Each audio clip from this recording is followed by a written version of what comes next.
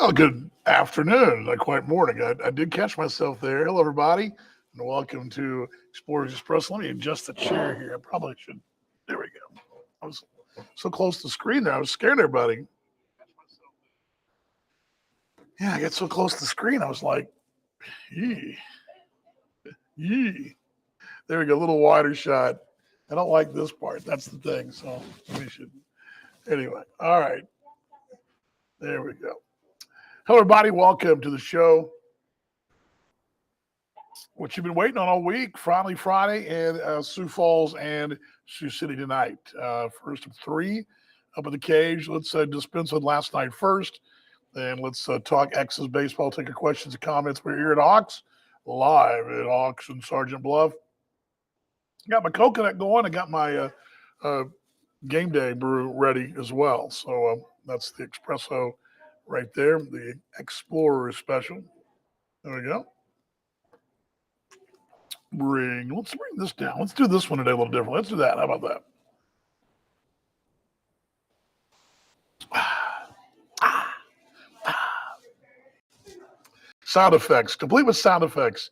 A little late, I did a little, but I guess it was a small, short 20-minute interview with Doug Greenwald, who's the voice of the Winnipeg Goldeyes, who were just in town. We were trying to do this last night, and we both just ran out of time. So for their radio show, which airs in Winnipeg on Saturdays. So we taped that for their show tomorrow, and really cool talking about just the league in general, the American Association. And, obviously I want to talk about what's going on here, but when people do get around me, they want to ask about the other stops and what I've seen. And I don't really look at myself as one that's been around a while, but I guess I have.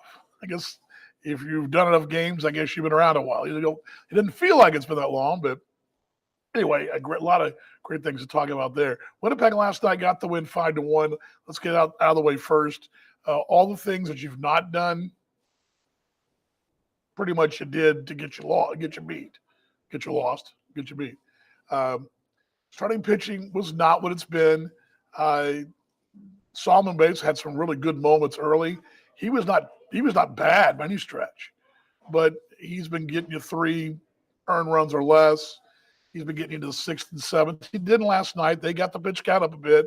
I think that was their goal. It was their will versus his will so strong. I love the way he approached Max Murphy last night. I love the way he didn't back down from any challenge last night. And no, I'll get that in a moment. The question coming there. Actually, it's there. It's in the apartment. Honestly, I'd only carry it on the road with me, usually my suitcase. And I'm guarding that thing with my life. I mean, I'm afraid to leave it at the ballpark. I'm afraid to leave it. I'm afraid that somebody's going to see it and go, that's a cool mug. I want that. It's got my name on it. But yes, it's here. It's at the apartment. I don't have – you know what? Today's a road game. I should have probably had it. You know what? I'll bring it out next week when we're home. I've got it, and I walk right by it. And when we're home, I don't take it to the ballpark. On the road, I have it in my suitcase. It goes everywhere we go. It's part of my travels. I've got a really cool mug that I got from our mates down in Kansas City. But again, back to last night quickly, then we'll get on to what we're going to talk about today. Let's bring this down. Let's bring this up. Oh, there we go. As we're here in Hawks in Sergeant Bluff. Again, and back to Solomon, I think he would tell you that you have those nights. And they got the pitch count up. He challenged. He still wound up, I believe, with 5 or 6 strikeouts. He's got he's at 1. I had the game notes up a moment ago. I just closed them down. He currently sits at 119. He's tied with Patrick Leday for 3rd place in club history. He is, averaging still 6 strikeouts a game. Should he make 3 more starts, should probably set the new franchise record. I don't think that's where it seems to be headed. He still, it looks like he's going to hit about 138, do it by 6. So But again, wasn't awful stuff. Wasn't great. It was just sort of a ho hum. The offense, which you've seen this happen before. This club sometimes struggles offensively, and it's been the bottom of the card a lot. These are things that Connor and I talked about. Austin and I talked about it. I know Mongo and I talked about it. It's what it is. It's the way this club is designed, and that's why this club doesn't come back and win a lot, because it's a wire-to-wire club. They get you in their spot. It's sort of like an animal, I don't know, a constrictor or whatever, gets you in their spot, and you got no chance out, right? Constricted and church, game over. This club gets enough runs, whether it be 1 run or 4 runs. And quite frankly, last night, the way Solomon was pitching early, you thought 1 run probably be enough. He was pitching very good the first 4 innings. There's that 5th inning, it's got a little trouble. And again, they wore uniforms too in Winnipeg. Salvaged the game last night. It did cost you in the standings. We'll get to that in a moment. But you basically begin the week. You peeled off 5 days of the week of the calendar, and you didn't change anything where you sit. Actually, gained a game. You get right down to you gained a game with Kansas City. Could have gained them last night again, but again, you didn't. The other thing was the bullpen gave a 1 run. But I think you pretty much realized their bullpen had you. They had you number last night, okay? You didn't get the offense, just starting pitching, and then you gave a run up late in the 8th inning. And again, those are things that are happening, and when those things happen, you're probably going to lose. This team's going to probably lose. Not an indictment, not a negative. It's not this. It doesn't mean nothing more than that's just that. That's what. If somebody was asking me, what's this team got to do to win? Well, do what they do. Good starting pitching, timely offense, and the little things, and get that bullpen to do what the bullpen's been doing. I did think that Karachi last night was really good. The kid from Ole Miss was really good last night. I think you got to like what you saw there. Another arm, you're going to go down that bullpen. He is a reliever. That's what he does. He doesn't start. He doesn't do anything more than come in and get you outs when you need them. And that's what you needed. You got one more guy down there, one more weapon down there. I do expect some announcements today. Stay tuned to the broadcast tonight, pregame show or the Dugout Report with Steve Montgomery. I expect another piece to fall today. I'm hearing all kinds of things in the weeds, and what I'm hearing is a very positive for tonight's ball game. So we already mentioned he told us he's adding 2 pitchers. You've seen one. We expect one more. And the information I got is correct. You'll get one more piece tonight. So you guys connect the dots as you see fit, but there'll be one more piece tonight being added, I do believe, if not tonight, tomorrow. So team departs at 2:30. What is an hour and change up there, get there 3-something. Game time tonight, 7:05. So let's go to tonight's ball game. This series. How do you want to look at it? How do you look at it? How do you feel about it? Currently, as the standings sit, let's start with that background. Kansas City's 47-35. They're 3.5 games clear of Sioux City. Sioux City 44-39, and then Sioux Falls is 42-42. They finally, after all they've done, which is going a heck of a run, winning 8 in a row, the hottest team in August, they finally got to 500 just last night. As good as they've been, that's how bad they were, okay? So they've had to work really hard to get to this point. So there's that. They're there. Lincoln's 41-42, 6.5 back. Now, playoffs begin today. Those are your 4 teams. Fargo won a big game last night. They're 7.5 back, 40-33. Don't sleep on them just yet. They have a big 10-game road trip coming up. Begins in Kansas City. Kansas City hasn't played real well. They're sort of, they're 5 of their last 10. They're still leading the league in offense. They're having troubles defensively. They're trying to fix the pitching staff. They've got some bullpen issues. They're still not going to cover off the ball, and they will. They've had a few injuries. That deck chairs are being shuffled as we speak.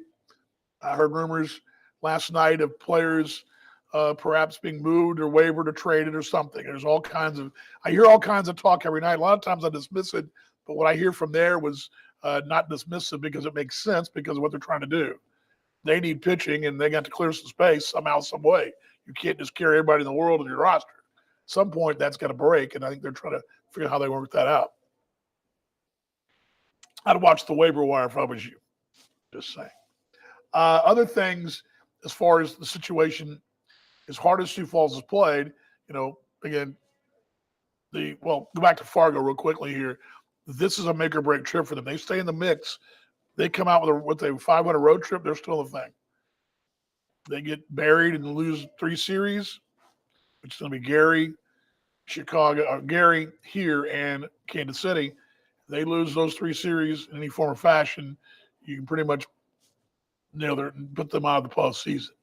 I still think they're going to be very much in the mix, and I guarantee you right now, those folks in Kansas City are hoping like heck that Fargo finds a way to sneak in over Lincoln.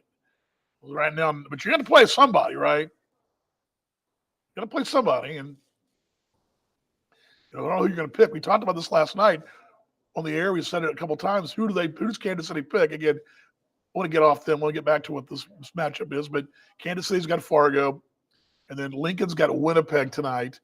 I don't know what Winnipeg will put up, what kind of fight they'll put up there. I think they're playing better, but I think Lincoln at home has been really, really good. Really good. Their offense really fits that ballpark, which puts us back to tonight. Sioux Falls, who's been really good at the cage. Now, I'm driving in today, or driving to the Hawks today. Right now, the wind's out the south. So that's a southern wind, which at that ballpark would be blowing back in at your face. Now, I have no idea what the wind's going to be like when we get there 80 miles north, but should the wind be the same, well, tonight, this could be a night where the ball does not travel for the rare occasion at the bird cage. So usually the prevailing winds are coming out of the west. It's a jet stream to left. They're coming out of the north. It's a jet stream to right. And sometimes blowing out to the center.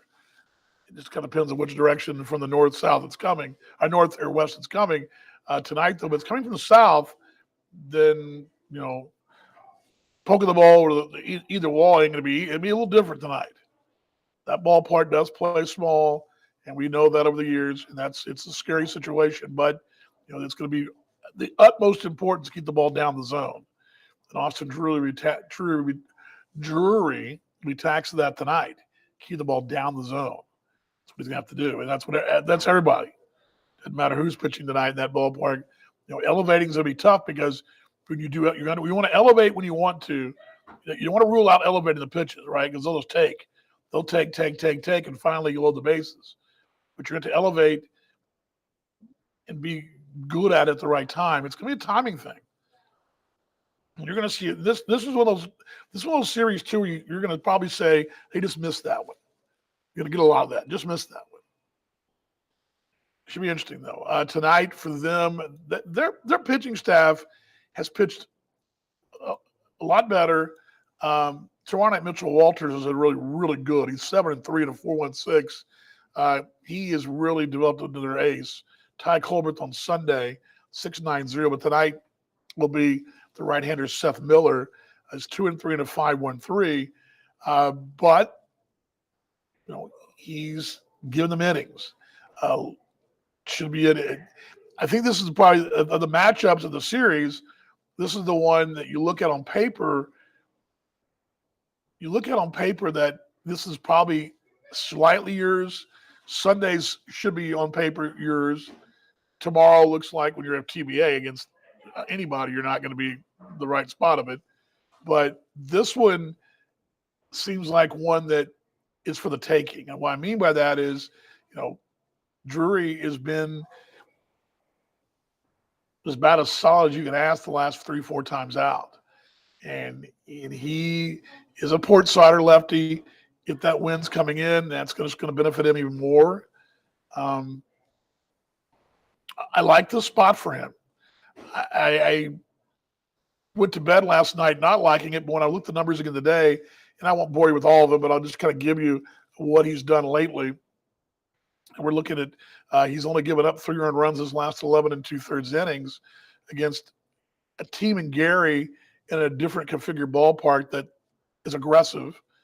very aggressive. Chicago, which is a great offensive ball club, and they are also very aggressive. 3 hits, 1 earned run. Uh, he had the game against Fargo here.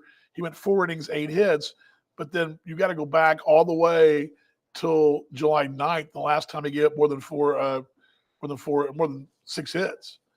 That was July 9th against Cleveland here, and it was a 4-2, a 4 2/3, a win here, but no decision.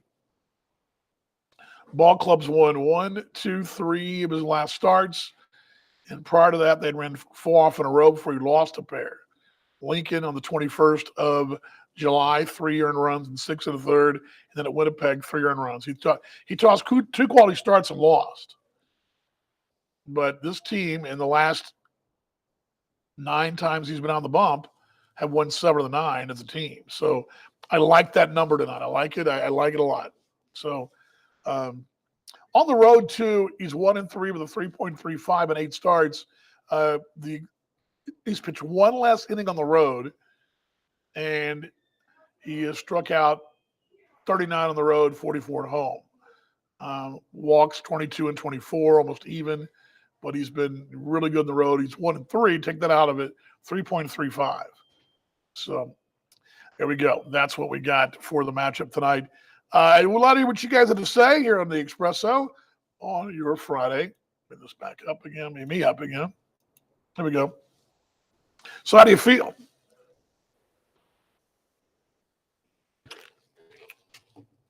I get nervous. Sure, the butterflies will be there. I mean, this is a series that notoriously Sioux City has struggled with over the years. Now, I don't buy into that a lot because names. I mean, okay, that means that Chase Harris and Nate Gherkin and Mitchell Verberg and Solomon Bates, guys who were here last year, Brandon Brosher, well, and Miguel Sierra, those guys are the ones that have seen this place, but everybody else is new. Off topic, you know what? I appreciate it, Stephanie. I was asked by Doug Greenwald of Winnipeg last hour, and he asked me, about the experience of working with the Negro Leagues Museum, and I thought I knew. Baseball history is sort of has been rewritten, and first off, every baseball story isn't big league story. There's so many, and the last night's story was a great example, where Sioux City was every bit of a big league town in 1891.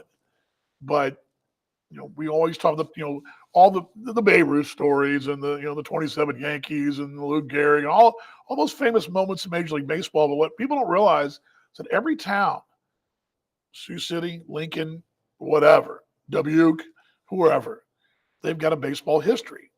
And for the better part of the last century, every town has a baseball history. I can pretty much tell you everywhere we go, there's something I can dig up. It takes some digging sometimes, but we were talking about Winnipeg's history. I was talking about how the barnstorming would go through to Winnipeg in the 30s, how big of a deal it was to get the Monarchs into Canada. Last night we talked about, it was 2 nights ago, first TV broadcast, right? That was 2 nights ago. Last night we talked about the 1891 Sioux City Cornhuskers, who were the great-grandfather of the Chicago White Sox. They moved from here to St. Paul, then became the White Sox when Kaminsky moved them there in 1900. And then you throw all the history that's here. I mean, the 4 different ballparks that have been here: the racetrack, Riverside Park, Mizzou Park, and now currently Lewis and Clark. There's tons of history here, and I love it. I'm glad you love it too. I'm glad you're into it because I'm into it. I love it. It's such an eye-opener for me because I really thought, I know baseball history. Heck, I took a baseball history class in college, right? I mean, I knew baseball history. Sort of. I mean, the guys are, I mean, the story, what was it, Tuesday night? Tuesday night story is amazing. And a lot of you guys heard me talk about this yesterday. I guess it was Wednesday I was talking about this. We had a situation in Sioux City in 1919 where we had one manager step down who was a former big leaguer who beat the tar out of Ty Cobb fist fighting and bloodied him up so bad they had to have a truce. And the guy who replaced him was the first walk-off run scored in a World Series in 1915. These two guys were one followed the other here in Sioux City. One was the manager, one was the manager behind him on the same team. It's amazing what we do. Yeah, it is cool, Stephanie. I appreciate it. Glad you guys liked it. Rick says, what's Rick saying? The bus now. Hop on the magic bus. You know, Rick, I love you, but I've come around. I used to think, initially I thought, oh, cool, commute trips. Nah. I don't like the fact that I'm going to probably leave my gear overnight up there and I'm here. I know it's no different than leaving it at the ballpark when we're there, but I mean, should a monsoon occur or a hurricane come blowing through, right? My stuff's going to be stuck there. I don't want that to happen. Anyway. Most means going to bounce my laptop on the bus for 80 miles trying to do a game story. That's a pain in the backside. Anyway, I digress. But I do love you, Rick. And by the way, I have your sign. It's in my car. So we got that for you, too. The magic bus. I hope it's the good bus. Is it the magic bus? Is the old bus or the new bus? Which one is it? Is it the one we just had or the one we usually have? That's probably what I need to know because the one we had didn't get out of Gary. The one we just had, poor Mongo couldn't stretch his legs. It was a mess. Oh, well. I like those seats, but as a matter of fact, I don't know about it all.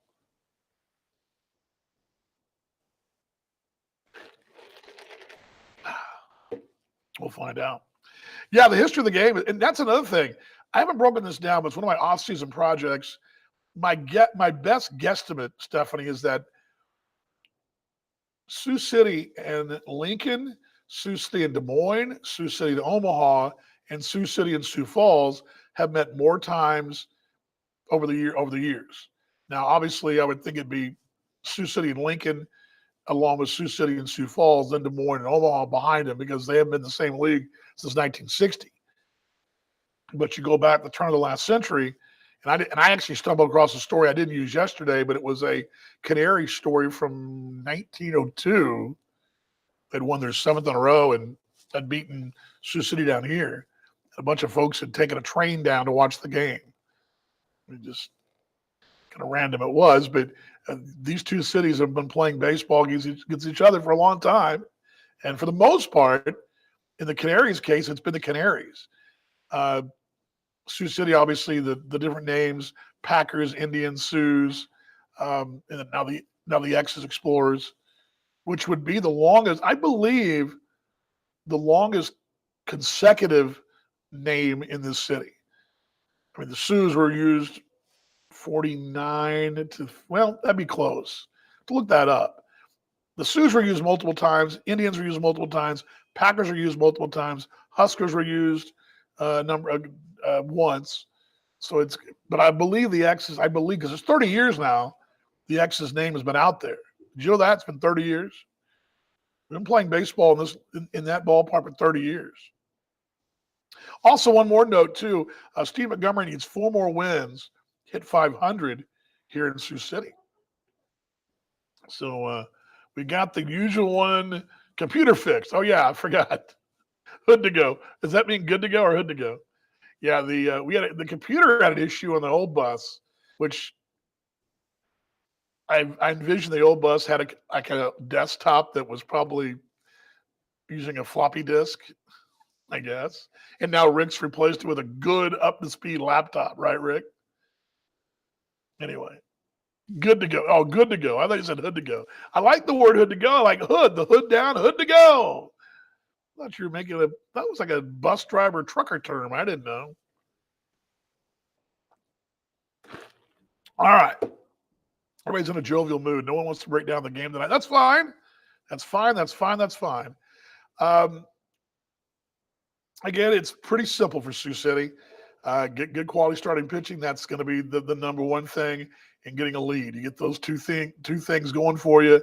I believe you're going to win more times than not. You're going to win a series. Now, Sioux Falls, my question for Sioux Falls fans would be this. You've gotten so much, you wasted a lot of gas in the tank to get here. do you have enough to get you all the way through? And, in the case, usually teams that get hot in August usually aren't that far back. Now, I will go back and tell you the 2018, it was the 18 Kansas City team that got hot in late July and kept rolling. At one time, we're 9 out, I believe, and wound up getting in the postseason. It was 18, 19. And they had a phenomenal last 2 weeks of July and a whole great month of August. Sustaining it the whole month is the challenging. And I think the biggest thing is where'd you come from? And if you were 6 below, it's one thing, but being as far back as they were to get there, they spend it all to get there. What do they got left? I think they got a lot left. I firmly believe Sioux Falls will be the postseason. I don't know if they'll be second seed, but I think they're definitely going to be there. And we may be doing this again in 2 weeks' time, riding up there to play a game.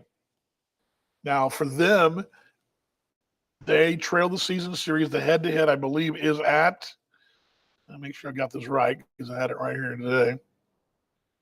Oops, sorry. Head-to-head currently is – drum roll, please. 4-2 advantage at home, and so it's a 5-4 X's lead. So Sioux City's got to – if Sioux City wins one and loses two, will be tied. And the second tiebreaker is the division series, or the games in the division, your record there, which right now, I don't know what theirs is. Ours is 29-23. You win 2 games, and if they win 2 games and take the season series, which would make them 6, well, I'll take them back. That time they get 6-6. Now, 4 + 2 would be 6. You win 1, so 6-6. If they sweep you, then all they got to do is tie you to be number 2. And you can, by getting 1 win, you can avoid that scenario. 1 win avoids that scenario. So again, just looking at it from that standpoint, they're going to be tough. They're going to run a lot. You're going to see them run a lot. They're going to challenge the X's catchers. It's going to be very imperative. Not a guarantee. Mongo's going to talk about it today. But again, if you get a lead and you throw strikes and you're going first pitch strike and you're not walking folks, stolen bases kind of can negate themselves. If you're getting strikeouts, you're getting ground balls, and the guy steals a base, if you're throwing strikes, you're getting outs, the best he can do is get around to third, and he's not going to score. So, I mean, that's what you don't want to do is have them steal bases with nobody out around the bags, and you're not throwing strikes, and you're walking guys, and suddenly they're at the corners, and there's nobody out, and there comes an infield single for a run, and suddenly here comes first and second, 1-0, suddenly double the gap, you're in trouble, and suddenly things come unwound again. That's what you can't have happen. But this club's not had that happen in general. So it'll be interesting to see how that goes, but that's going to be the key for them. Of course, they're going to hit a lot of home runs. That's what they do. They're a power ball club. One more note, too, that I came up, and I didn't realize this. I'll figure this out today, but head-to-head, the ERA of 4.82 against them. They got a 6.69 against us, so almost 2 runs higher. X is hit 274. Sioux Falls only hit 256. Now, some of that's coming from playing the games in this ballpark, definitely contributed to some of that. So that's a good sign. One more thing, too. I sort of been slept on this. I thought they were hitting about 270, 275. They're hitting 268. That's good for 6th. So they're right in the middle. But they're 5th in runs, 4th in home runs, 6th in hits, 2nd in stolen bases, 5th in walks, 2nd in strikeouts. That's a good thing. 5th in on-base percentage. Where you really get them is your pitching. You got a 4.32 ERA as a staff. They got a 6.20. 2.20 runs more a game. You're first in strikeouts, they're 12th. You're first in average, they are 3rd from the bottom, 3rd highest, put it that way. You get the fewest hits. They get up 800 hits. You get up 639. Pretty big difference there. So you see some of the differences right there. They also, one of the problems they have is they tend to walk folks. So got them in trouble against Kansas City the other night, and they blew the lead. They would have swept them.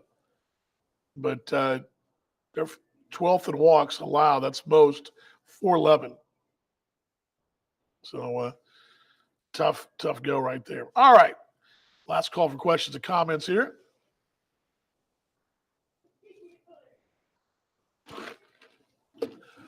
By the way, wishing Austin well. He's heading back to Kansas City here in any moment. He will not be in the broadcast tonight. So it'll be me operating things from a distance, but we're looking forward to having you guys join us tonight on A Baseball TV. And that reminder coming up, I believe here they do go on about 6:45 for us. They start, the Tanner and his crew go on, I believe, about 6:50. So they usually pop us on around 6:45. I don't think they carry us on A Baseball the entirety like they do in Fargo, but I could be wrong. But that's A Baseball TV. We're definitely at the top of the hour at 7:05 or 7 o'clock, but we go on the air when they flip the switch for us there on A Baseball TV. Radio side, though, does go on at 6:35 tonight, 6:36 right there, the stop set there. We'll be on at KSCJ. Steve Montgomery now will get you caught up tonight on what's going on. I'll meet with him. Again, I do expect something this afternoon. I've heard there's been too many little whispers in the breeze and something's coming. Loose lips is all I can say. I've heard enough things and I think there's some good news coming. So we'll give you that, assume that's the case this afternoon. Also, going to take you back to where am I going tonight? We're going to 19. I do have this done already. By the way, the game notes are done. How about that? Taking it to 1934 tonight. And a real interesting story about two things that happened on this date, and it happened with the Sioux City Cowboys. So all that tonight, get you ready for the broadcast of the American Association, pitching matchups, all that from the cage in Sioux Falls. So there we go. Got an hour and so before we leave. So let's pack them up and head down up the road, right? Thanks for stopping by today. We'll see you guys. Now, Monday's an off day, so you won't see me on Monday. Tuesday is a travel day for me, so we will not see each other again until Wednesday. We'll be right here Wednesday. How about that? Maybe we'll do a special Monday show, and that'll kind of cover for Tuesday. So I'm going to be in the middle of the air somewhere over the Midwest on Tuesday morning. Although I land around this time. Actually, I land earlier than that. So maybe I don't know. Maybe we'll do it in my car. I don't know. We'll figure it out. Let's kick butt and take names, Stephanie. I agree. Let's kick butt. That should be our new. Can we get like that on a shirt? Kick butt and take. I love that. That's very old school. That takes me back.